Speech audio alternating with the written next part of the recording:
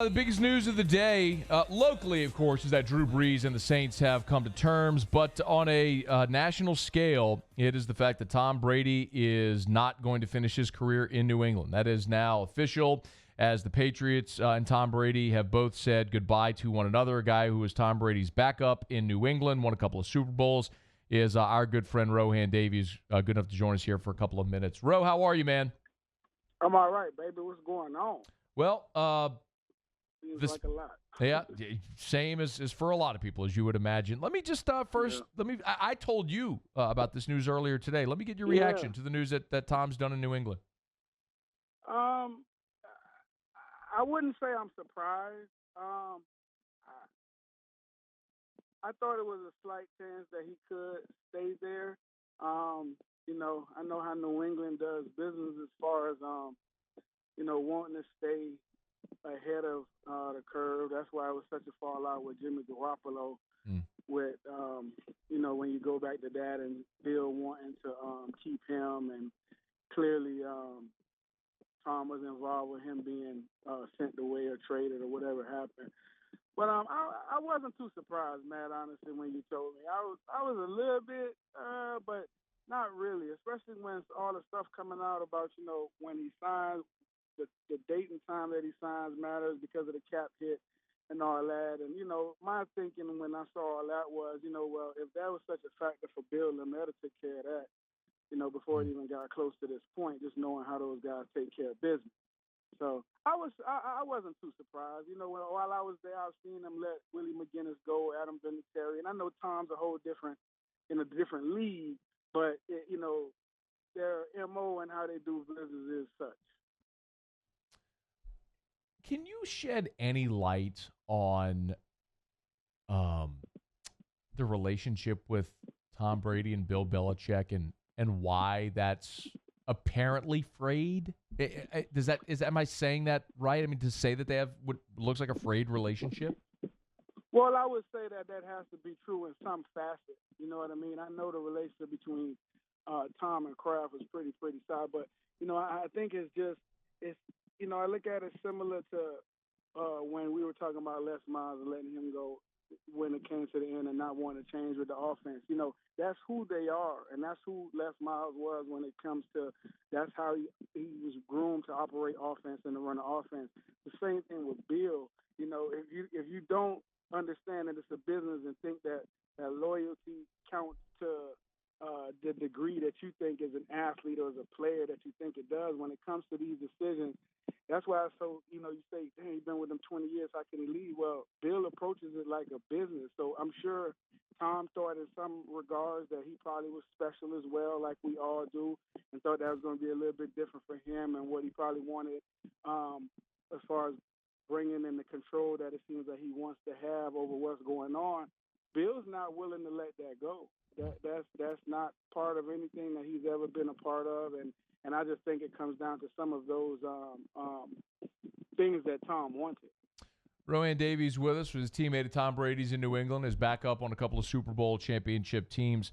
What do you think is next for Tom Brady? You're guessing here, but it appears as though it's either Tampa or the Chargers. Which do you think is a better landing spot?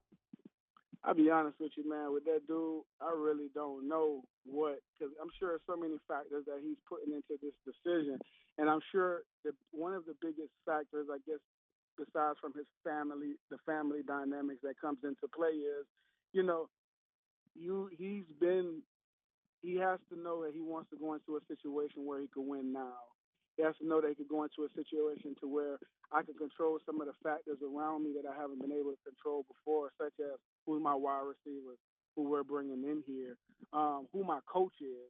Do I respect him enough as a mind in this league to, you know what I'm saying, warrant listening to him? So it's all those things that I know is going to come into play. I've been seeing Tampa Bay and the Chargers and the Colts and some of these teams, but I think it's just going to come down to who can win now, who has the weapons offensively that could make him look good, and the offensive line that can protect him. Everything is going to be from his point of view is, can they keep me upright as far as the offensive line? Can I get some of this play calling ability? and can defensively, is the defense ready to win now? So I think some from a football standpoint, I think those are going to be the main things for him. What about New England? What do they do? Is Jarrett Stidham the Man, guy? I mean, I would have to say so. Like I said, being in that place for a while and knowing, how they operate, I'm sure Bill is going to bring in a veteran. He's going to go out and try to get a veteran, but Stidham's the guy. If I would have to guess, I would say he's the guy. And from everything that they've been saying, I'm sure they're trying to build him up and put that confidence in him. But he's taken a lot of first team reps last year when Tom having those days off. So it seems like they confident in him. I don't know if confident for the long haul, but confident at least to get by this year. A couple more for you. And Rohan Davey's our guest, former LSU Tiger, former New England Patriot quarterback, on the day that Tom Brady's time in New England has apparently come to an end. Would you assume? So you said Stidham, you assume is the guy. Yeah. Why not try to address this in free agency or in the draft? Why would you settle in there? Well, I think they will try to address it to some, but I think going into the season, Stidham's the guy because he's been there. He knows the offense. He's gonna get the first crack at it, regardless of who you bring in. Unless you bring in a veteran that was already in that system a couple years removed, and now you want to bring him back. But besides that, Stidham's the guy. Unless you bring in, he's gonna bring in a vet, or if somebody falls to him in the draft or however. I've seen him that they're looking at the guy from Oregon. I've seen him on a couple of draft boards for New England. But if he does, if Bill Stidham's definitely going to get the first crack at it, and then whatever veteran he brings in, hopefully to push him.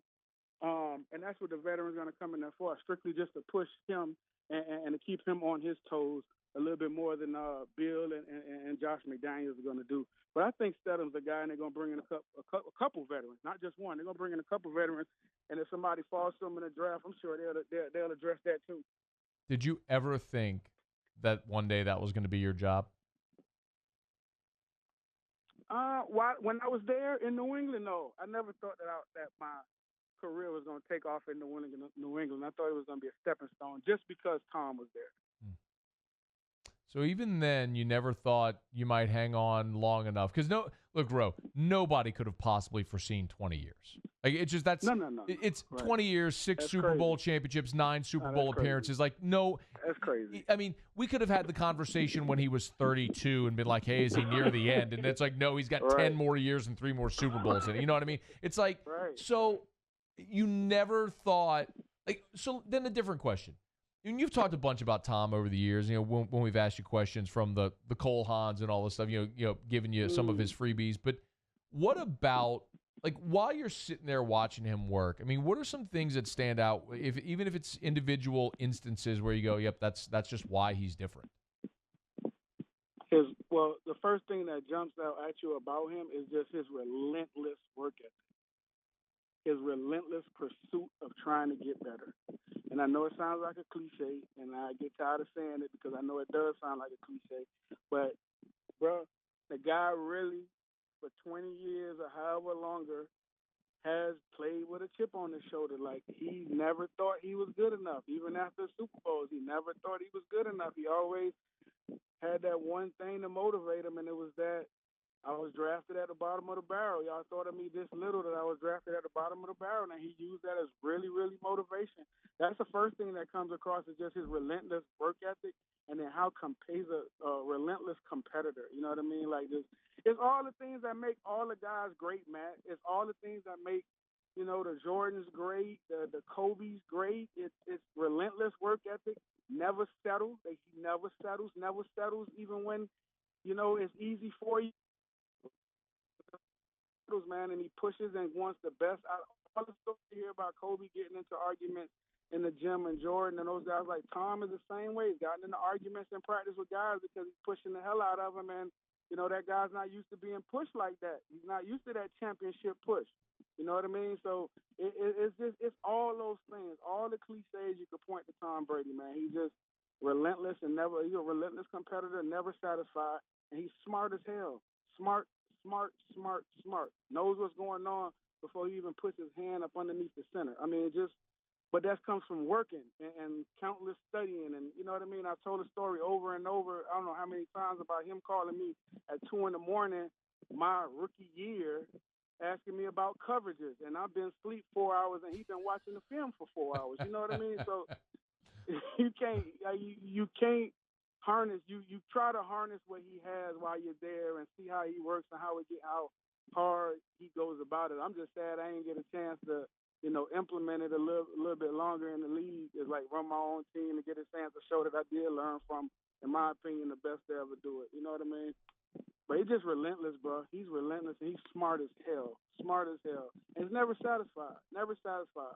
Never leaves a stone unturned. Always looking for that extra edge, that extra everything. Everything. Guy's a machine, bro.